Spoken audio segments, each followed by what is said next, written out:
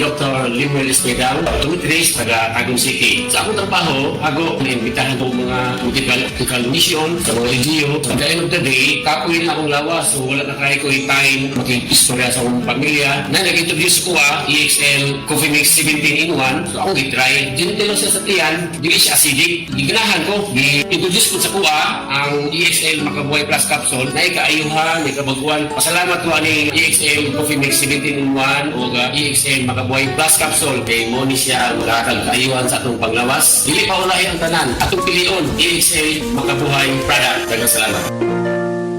May buhay sa makabuhay!